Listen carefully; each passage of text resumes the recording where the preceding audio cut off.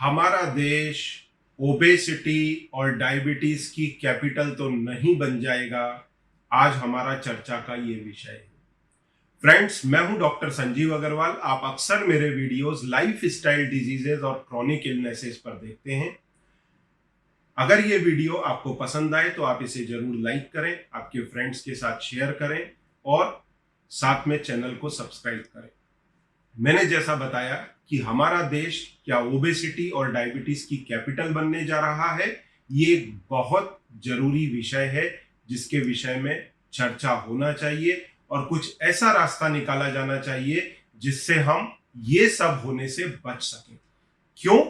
क्योंकि अगर आप ओबीज होते हैं तो आप डायबिटिक हो सकते हैं। आप डायबिटिक होते हैं तो फिर आपको बाकी की सारी बीमारियां, जैसे आपके ब्लड वेसल्स का पतला हो जाना, जिसके कारण ब्लड प्रेशर बढ़ना, इंसुलिन लेवल बढ़ने के कारण भी ब्लड प्रेशर पर असर आता है, साथ में आपकी कार्डियक हेल्थ, आपके ब्रेन स्ट्रोक वगैरह के इश्यूज, या किडनी फेलियर, डायलिसिस, या फिर न्यूरोपैथी के प्रॉब्लम, या रेटिनोपैथी के प्रॉब्लम, इरेक्टाइल डिसफंक्शन, ये सारी समस्याओं से बचा जा सकता है, जिससे आज हमारे हॉस्पिटल्स भर रहे हैं। देखिए, 20वीं शताब्दी में सबसे बड़ी समस्या क्या थी? माल नरिशमेंट। हमारे पास में सफिशिएंट भोजन उपलब्ध नहीं था, तो लोग इन्फेक्शियस डिसीजेस के कारण बीमार पड़ते थे। हमारे देश की इकोनॉमी सफर होती थी, लोगों के घर की इकोनॉमी सफर होती थी। उस पर हमने किसी तरह काबू पाया, जैसे कई प्रोग्राम्स गवर्नमेंट ने दिए, जैसा मिड डे मील, एक बहुत बड़ी योजना चली जिससे हम काफी अधिक हद तक, पूरी तरह अभी भी नहीं, मैं उन लोगों के साथ में मजाक जरा भी नहीं करना चाहूंगा जिनको पूरी तरह भोजन अभी भी उपलब्ध नहीं है, मेरी संवेदनाएं उनके साथ में है, पर काफी हद तक इस प्रॉब्लम को एड्रेस किया गया। परंतु जैसे ही फूड की अवेलेबिलिटी सफिशिएंट हुई, एक बहुत बड़ा सेगमेंट निकल चला ओबेसिटी, डायबिटीज और उससे होने वाले साइड इफेक्ट्स की तरफ, जो हम 21वीं शताब्दी के अंदर मेजर तरीके से देख रहे हैं और लोग इसकी चर्चा भी कर रहे हैं कि आने वाले पॉसिबल है 10 साल के अंदर हम ओबेसिटी और डायबिटीज की कैपिटल हो जाए।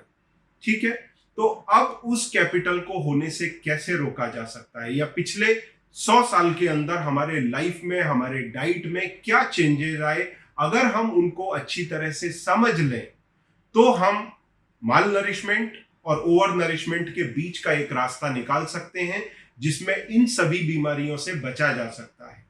तो सबसे बड़ा जो चेंज आया है पिछले 100 साल में, वो क्या आया है? हमारी ईटिंग विंडो और फास्टिंग विंडो के बीच का गैप। पहले हम भोजन करते थे सुबह 8 से रात के 6 बजे तक या शाम के 6 बजे तक, और अंधेरा होने पर लोग भोजन नहीं करते थे क्योंकि लाइट नहीं हुआ करती थी, अंधेरे के अंदर वो सुविधाएं नहीं थी, लोग अक्सर 8-9 बजे तक तो सो जाया करते थे। तो इसके कारण भोजन 6 बजे तक हो गया, 10 घंटे की ईटिंग विंडो मिली, तो ऑटोमेटिकली 14 घंटे की फास्टिंग साइकिल हो गई रोज की। साथ में उपवास वगैरह वो अलग, क्योंकि हम पहले जितने धार्मिक और उपवास रखने वाले थे शायद आज उतने नहीं हैं।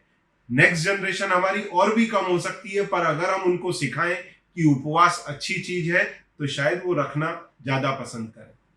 तो ये परिवर्तन आया। अब हमारी जो ईटिंग विंडो हो गई है वो कितने घंटे की है?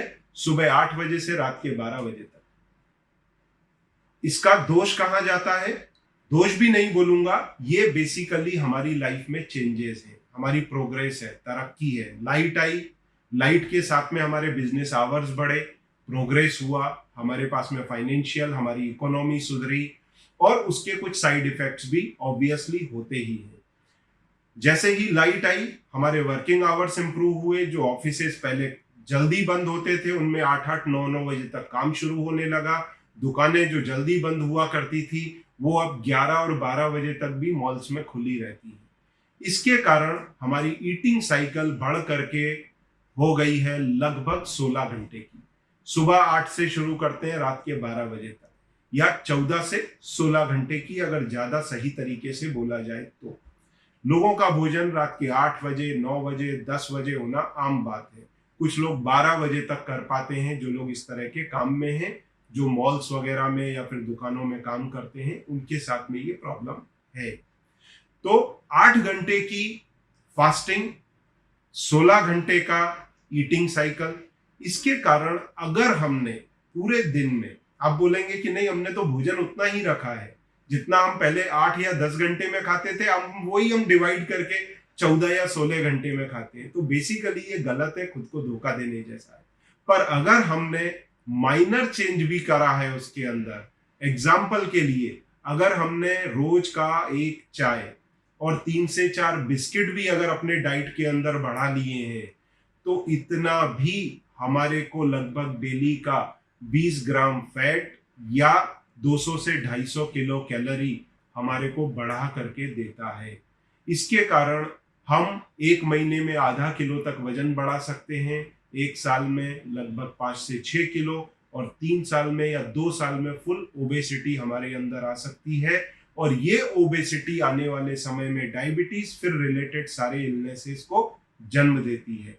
इसलिए जो पहले डेथ हुआ करती थी जिन इलनेसेस के कारण, उनका जो इन्फेक्टिव डिजीजेस का परसेंटेज था वो घट गया, पर अभी ये लाइफ स्टाइल डिजीजेस का परसेंटेज बढ़ता चला जा रहा है। तो यहां हमें बड़ा सुधार करना होगा। हमारे को ईटिंग विंडो का साइज छोटा करना होगा, फास्टिंग विंडो का साइज बड़ा करना होगा। सिंपल उपाय है कि हम एक फूड स्किप कर दें, या तो ब्रेकफास्ट स्किप कर दें या फिर डिनर स्किप कर दें। 2 मील एक रो के अंदर लें, या तो ब्रेकफास्ट और लंच लें या फिर लंच और डिनर लें, या इसके कई और भी तरीके हैं, मैं आपको आगे बताऊंगा। दूसरा जो हमारे मेजर चेंजेस हुए हैं वो क्या है, पहले हमारा जो फूड था वो whole grain and whole meal था। मतलब हम फल खाते थे, पूरा खाते थे, अनाज खाते थे, पूरा खाते थे, प्रोसेस्ड एंड रिफाइंड नहीं था। ऑयल भी जो हमारे होते थे कोल्ड प्रेस होते थे, आज के जैसे जो है रिफाइंड ऑयल नहीं हुआ करते थे। तो इसके कारण न्यूट्रिशन में भी कमी आई है हमारे फूड के अंदर, और प्रोसेस्ड फूड होने के कारण फाइबर कंटेंट में भी कमी आई है।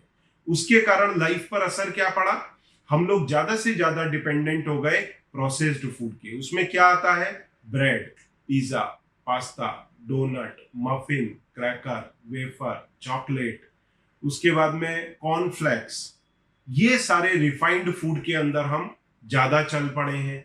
इससे हमारे बॉडी के अंदर फाइबर कंटेंट घटा है, कार्बोहाइड्रेट की परसेंटेज बढ़ी है, या फिर मक्खन और घी का शौक बढ़ने के कारण फैट कंटेंट भी हमारे बॉडी में बढ़े हैं। हालांकि पिछले 3-4 दशक के अंदर इसको कंट्रोल करने की कोशिश की गई है, पर उतना हो पाया है कि नहीं, वो एक सब्जेक्ट है स्टडी का। तो ये एक बहुत बड़ा चेंज आया है। बच्चों की ईटिंग हैबिट्स चेंज हुई है। बच्चों के ब्रेकफास्ट के अंदर देखिए, पहले क्या होता था, ब्रेकफास्ट लोग जानते नहीं थे, 3 टाइम का भोजन, सुबह दोपहर शाम। अब 3 टाइम का भोजन, ब्रेकफास्ट लंच डिनर, और ब्रेकफास्ट में हमने क्या कर दिया, फुल ऑफ कार्बोहाइड्रेट। ये जितनी भी चीजें अभी मैंने 10-12 गिनती कराई, प्रोसेस्ड एंड रिफाइंड फूड। अगर आपने ब्रेकफास्ट में रोटी खाई है, या दलिया में ढेर सारी सब्जियां डाल के खाई है, या पोहे में या उपमा में आपने ढेर सारी सब्जियां डाली हैं, लोग ढेर सारी सब्जी नहीं डालते, सीधा बना डालते हैं जिसके अंदर कार्बोहाइड्रेट बहुत ज्यादा आता है और जो गलत है, तो आप गिने जाते हैं सोफिस्टिकेटेड में। और अगर आपने रोटी खा ली तो आप गिने जाते हैं जूने पुराने लोगों के अंदर, या फिर आपको तो खाने का समझ ही नहीं है। तो बच्चे भी हमको धीरे धीरे उसी जनरेशन में, ओल्ड जनरेशन में काउंट करने लगते हैं, और इन नई हैबिट्स की जगह पे नुकसानदेह हैबिट्स को पाल लेते हैं। तो ये जो प्रोसेस्ड एंड रिफाइंड फूड है, इसमें कार्बोहाइड्रेट बढ़ा, साथ में फैट बढ़ा, परंतु न्यूट्रिएंट्स गायब होना शुरू हो गए, क्योंकि ये प्रोसेस्ड है, पॉलिश्ड है, रिफाइंड है, देखने में सुंदर है। ठीक है, तो ये बहुत बड़ा चेंजेस आए हैं। इसके अलावा हमारी जो लाइफ है सेडेंटरी हो चली है, बजाय उतनी एक्टिव होने के। पहले किसी भी चीज को पाने के लिए हमको ज्यादा काम करना पड़ता था, अब गाड़ी घोड़े और मशीन, इनके कारण हमारी मेहनत घटी है। इसका मतलब ये नहीं है कि मैं आपको बोलूं कि आप प्रिमेटिव हो जाएं, नहीं, आप समय के साथ में आगे बढ़ें, मशीनों का सहारा लें, गाड़ी घोड़े लें, उसमें कोई तकलीफ नहीं, पर साथ में आपके फूड को भी बैलेंस करें, आपकी हैबिट्स को बैलेंस करें, एक्सरसाइज करें, आपकी एक्टिविटी बढ़ाएं, जिमिंग बढ़ाएं, साइकिलिंग करें, वॉकिंग करें, स्विमिंग करें।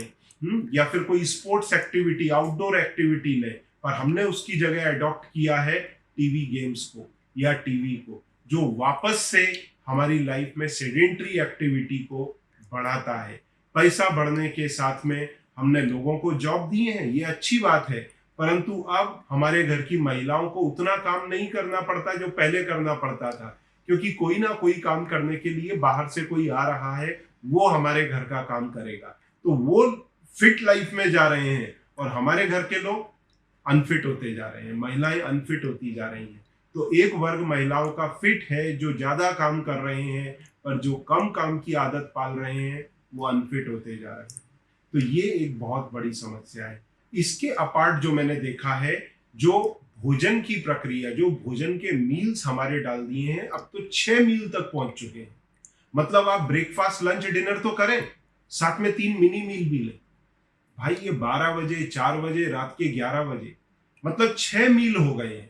अगर आपने इन 6 मील के अंदर 400-500 कैलोरी भी आपने एडिशनल ले लिया, तो जो पहले 3 मील हुआ करते थे, इनडायरेक्टली अब दिन के 4 हो गए।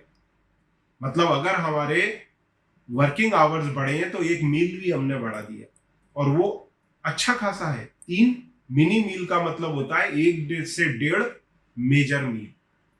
तो ये जो समस्या हुई है, इससे हमको बाहर निकलना पड़ेगा।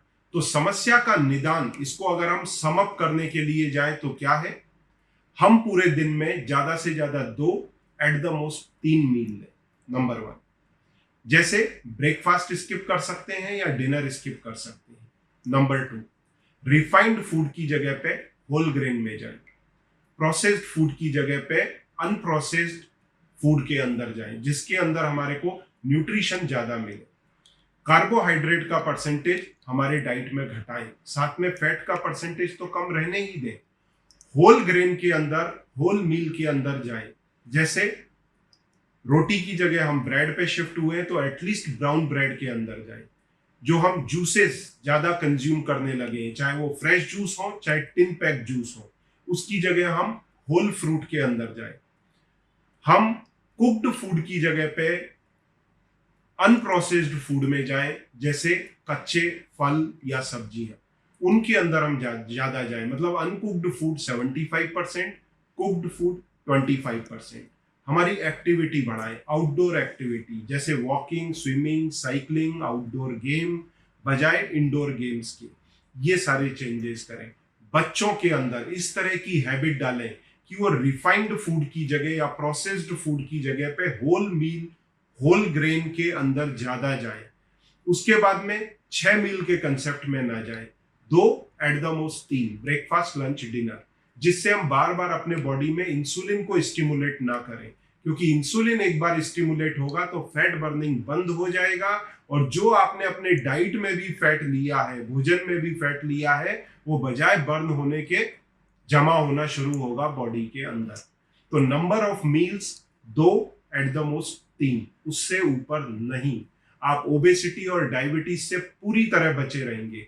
अगर आपका वजन नॉर्मल से जरा भी ज्यादा जा रहा है तो 100% 2 मील एक रो में लें, जैसे लंच और डिनर या ब्रेकफास्ट और लंच, तो हमारा वजन नहीं बढ़ेगा। तो ये सारे चेंजेस हम करें। साथ में हम कोशिश करें ऑर्गेनिक फूड के लिए। अगर ऑर्गेनिक फूड है तो डेफिनेटली उसमें न्यूट्रिएंट्स ज्यादा है।